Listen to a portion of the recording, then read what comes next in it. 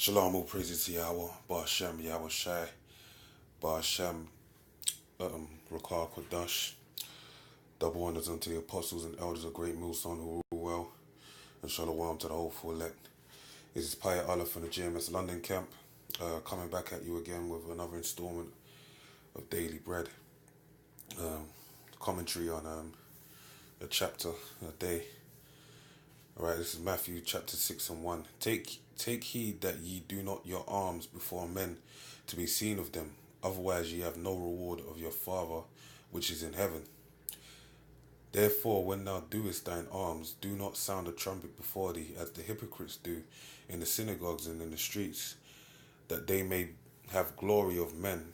Verily I say unto you, they have their reward. But when thou doest alms, let not thy left hand know what thy right hand doeth, that thine alms may be in secret, and thy Father which seeth in secret himself shall reward thee openly. Okay, so when you give alms, okay, in event of giving tithes, giving alms onto the apostles, or helping a brother, you ain't meant to broadcast that abroad, to everyone, saying, you look at, give this brother this much, give the apostles 10 grand, and no, the Lord said do it in secret, and the Lord, and he will reveal it openly unto the masses. How? By way of, spiritual blessings, man. It's like when you go into the book of Ecclesiastes, it tells you about spreading your bread upon the water, and then after many days it will return unto you.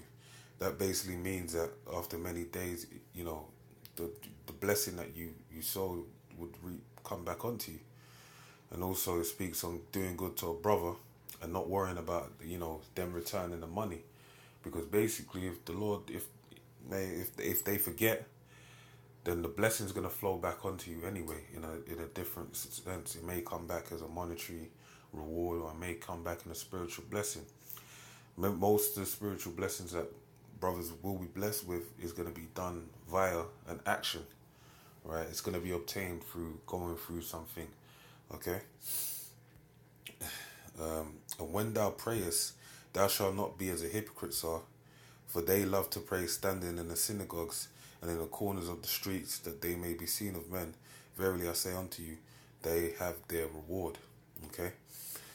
But thou, when thou prayest, enter into thy closet, and when thou hast shut thy door, pray to thy Father which is in secret, and thy Father which seeth in secret shall reward thee openly. That's right. So when we want to pray before the Heavenly Father, like you have these Muslims, they'll be out anywhere. They follow praying 5 times a day, and they'll be inside a busy train station. They'll pull out their prayer rug and find a little anywhere they can just pray. And they'll pray before people, man. And they believe that makes them holier than thou. And then going back into the time of Yahushua, that's what our people were doing as well. The chief, the chief of the people, they would pray in front of people to make it seem as if though they got it all together. All right, but it was vanity. Verse 7, but when ye pray, use not vain repetitions as the heathen do, the 5 times a day, for they think that they shall be heard for their much speaking. Be not ye therefore like unto them, for your Father knoweth what things ye have need of before you ask him. So the Lord knows what you need of, man. The vain repetition of asking consists, obviously it says pray without ceasing, but this is there's a vanity in prayer to be done before men. The Lord knows what you need, okay? He's going to give you what you need, man. You may be praying for something, a desire that you believe you need and really is a want. The Lord throw you that blessing, a need. And until you really, depending on what it may be, until you really receive that need for where it is, then you understand that the Heavenly Father, basically gave you what you desired, what you really truly desired. And that it's a spiritual blessing because it's what your spirit needed, okay? Verse 9, after this manner therefore pray ye, our Father which art in heaven, hallowed be thy name. That's the Lord's Prayer. This is the way we ought to pray, okay? And in the Hebrew, I mean, I may have to do a overread of this, a very quick overread, but it says it would be Abba Nawa, which is Abba is father, Nawa is basically our, okay, which art in heaven, Shabbat Shemayim, Shabbat Shah pertaining to in which is Ba is in, Shemayim is heaven, so Shabbat Shemayim, Kodash Haya Shamka, Kodash means holy, Haya is be, Shamka your name, thy kingdom come, Malakwav Ka, Faba'ah, Ratazakah, Haya. I mean, I could, you know, to really, I'm going off the top of the head and translating it at the same time, which I know at some point I'm going to be able to continue to do. But that's the Lord's Prayer. That's the way we ought to pray. Abanawa Shabbat Shemayim Kodash Haya Shemka Yahweh Malakwav Ka Faba'ah Ratazakah Haya Aisha Baratazaka War Haya Bashemayim Nafana Nawa Lacham Ka Yawam Wasalach Nawa Kabawaf Nawa Kasalach Nawa Chabawaf Nawa Wala Fabay Nawa Banasaya One Abo Habashai Nawa Mayan Rakaya Laka Hamalakwa Fa'ala Wafa Parafla I William Amon. And that's basically it. But Lord willing, I'll do a real quick video just breaking it down. Okay, so I'll just read this in the English. Thy kingdom come, thy will be done in earth as it is in heaven. Give us this day our daily bread. As you know, the Lord will give you peace for your daily bread. You know that you. This prayer basically is the prayer to suffice every one desire that you need upon the earth. This is the prayer that Yahweh Shai gave unto us. Okay, you know. So the first thing it says, Our Father which art in heaven, hallowed be thy name. So that shows you how holy his name is. The word holy means separate, sanctified. So his name is set apart. His name ain't going to be God or Christ, the Most High, because those are names that are easily accessible. Those ain't holy names. Those are names that are used in the profane temple, being Christianity. So that's why Yahweh Shai said, hallowed be thy name. Thy kingdom come. So Yahweh Shai was about the coming of his Father's kingdom, which was his kingdom. Okay, the kingdom of heaven, which is within us. Okay, because we all make up the children of Israel make up the kingdom of heaven, because it's a people before it's a place. I believe Luke 18:20 goes into that. Thy will be done on earth as it is in heaven. So the Lord's will is he wanted the Lord's will to be done on earth as in heaven, as it is in heaven. And part of the Lord's will, to show you how Yahweh Shai, heavy in the faith and true to his words, Yahweh Shai is. Yahweh Shai, when he was getting ready to in the Garden of Gethsemane, I believe, the pressing of the oil, when he prayed to the Father 3 times, he wanted to do it a different way, man, because he knew what he had to go through. And he actually said, look, if there be any other way, you know, provide an opportunity. But if not, he was prepared to deal with it, because what? It was the will of the Heavenly Father. And that's the same level of faith, that integrity that we have to show. We have to go in accordance to the will. Because if we go against the will of the Heavenly Father, what? Rebellion is as the sin of witchcraft. Okay? So his will be done on earth as it is in heaven. And it's evidently playing out. What's his will presently today? His will is to have the 12 tribes of Israel in slavery because they went off. His will is to destroy America, where the children of Israel went into captivity under them. Okay, and the whole power structure of the so-called white man Esau, to destroy that. That's part of his will. That's the prophecy. His will also is for World War III to play out in the Valley of Jehoshaphat, dealing with the Middle East, where the Levant, where you're going to have all the world people gathered together for the sake of Israel. His will is for the RFID chip to come out. Okay, the mark of the beast. And for his holy men, some to get their head chopped off for a witness unto Yahweh Shai, for righteousness' sake. Okay, that's his will, and his will is then to send his son in the midst of that World War III firefight, okay, when the fire already be upon the earth, okay, because his will also is have martial law, the society going to totally uncontrolled, and then send his son in the midst of all of that to deliver the elect of the nation of Israel to set up the kingdom of heaven.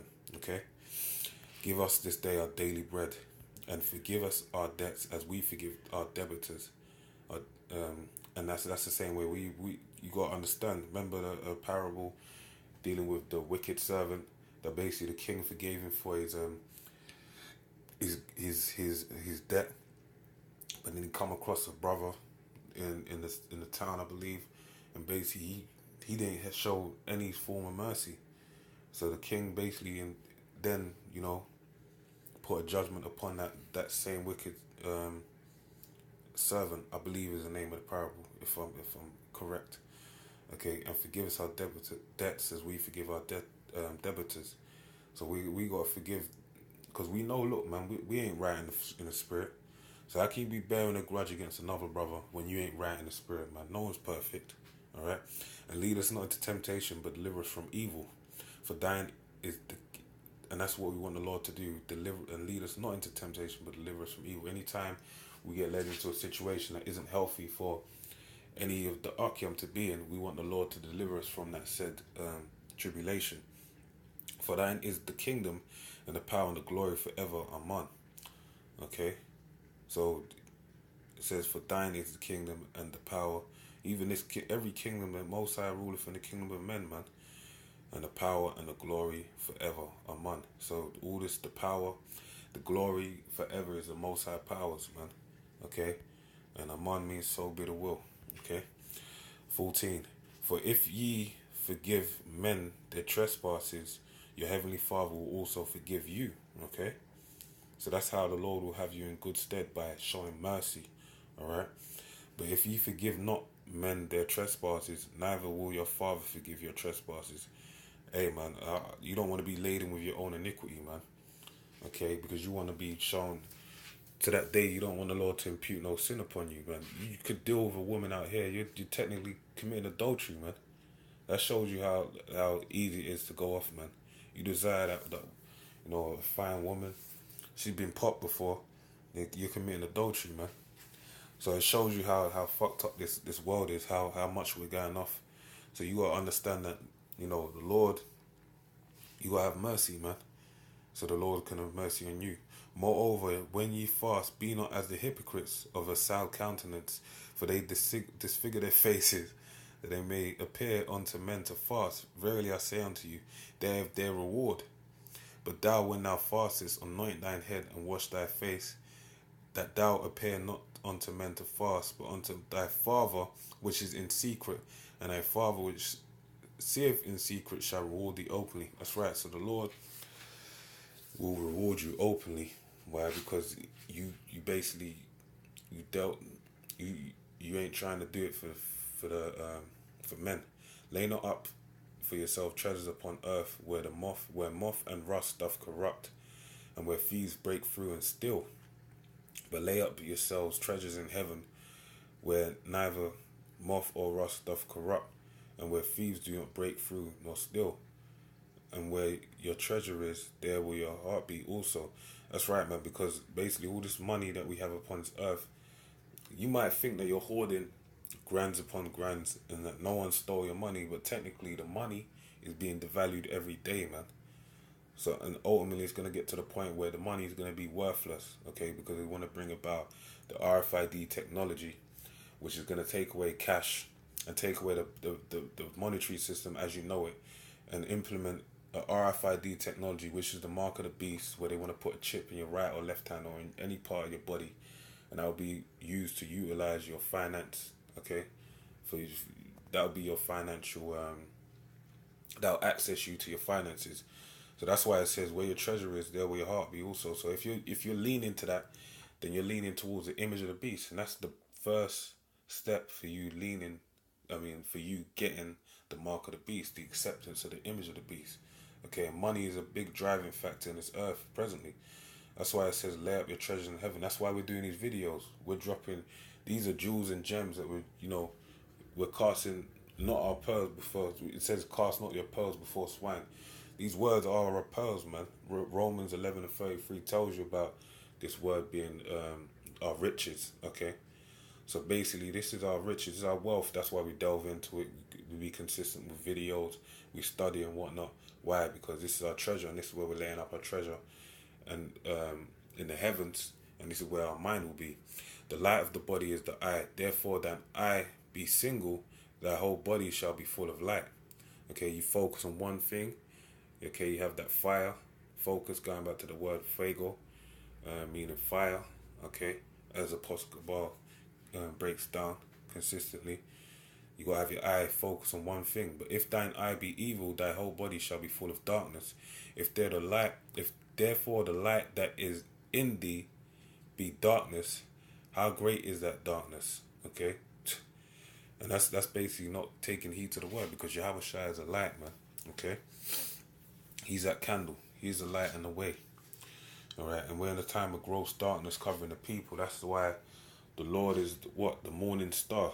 Okay, Lucifer, the son of the morning, being that the as they say Venus, they call it Venus, the star that appears in the dawning of the night, the dawning of the day, basically, when it's transitioning from nighttime to day, because the Lord is what? That light. Okay. How no man can serve two masters, for either he will hate the one and love the other, or else he will hold to the one and despise the other. You cannot serve the Most High and Mammon. So money can't be served at the same time you're saving the Most High. Okay, daily bread, man. Money answers all things. It's a tool to be utilized, but it can be utilized wickedly, or it can be utilized for righteousness.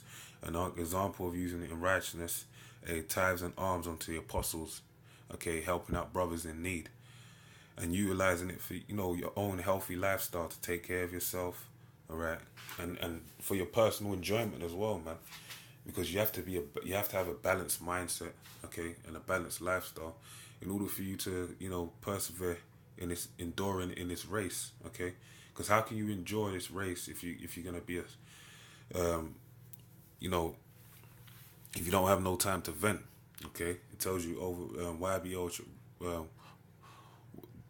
not to be over righteous much. Why destroy yourself? Because much study is the weariness of the flesh, man. So you need to have time to vent, okay? But at the same time, you can't serve money, okay? That ain't gonna get you out of this kingdom. Verse 25, therefore I say unto you, take no thought for your life, what ye shall eat or what ye shall drink, nor yet for your body and what you shall put on. Is not the life more than meat, and the body than raiment? That's right, man. We should desire to serve the Lord. Ecclesiastes 12, man, it tells you about the whole duty of man is to serve the Heavenly Father. So that's meant to be our desire, man. Okay? That's why it says, take no thought for your life, what you shall eat or what you shall drink. All right? Behold the fowls of the air, for they sow not, neither do they reap, nor gather into barns, yet your Heavenly Father feedeth them. Are you not much better than they? Okay? And we are. Okay? Man will set up to be over all of the animals upon the earth, but they get fed every day, and they ain't reaping and sowing. They don't go out to clock into work, but they're getting fed, all right, through the Spirit. Spirit may jump on you to feed birds, but that's the Spirit jumping on you to feed birds. The same way, likewise, Spirit jump on people to help you. But obviously, you gotta, go out there and get your daily bread and hustle up some money. But at the same time, it's telling you that's not the end all and be all. Which of you by taking thought can add 1 cubit unto his stature? And why take ye thought for raiment? Consider the lilies of the field, how they grow. They toil not, neither do they spin. And yet I say unto you, that even Solomon in all his glory was not arrayed like one of those. The flowers, they look better than Solomon. Shows you the great care that the Heavenly Father takes unto the plants. Wherefore, if the Most High so clothe the grass of the field, which today is and tomorrow is cast into the oven, shall he not much more clothe you, O ye of little faith? That's right, the Lord's going to take care of us. Therefore take no thought, saying, what shall we eat, or what shall we drink, or wherewithal shall we be clothed? For after all these things do the Gentiles seek, okay, monetary gain, looking the part. For your heavenly Father knoweth that ye have need of all these things, but seek ye first the kingdom of the Most High and his righteousness, and all these things shall be added unto you, man. Everything you want, everything you need, okay, the Lord will give unto you. Why? Because you're seeking unto his kingdom, okay, doing the works. Take therefore no thought for tomorrow, for the morrow shall take thought for the things of itself. Sufficient unto the day is the evil thereof. That's right, man. Day by day, step by step. That's how we ought to be moving. So with that, I'll pray you're edified. Shalom.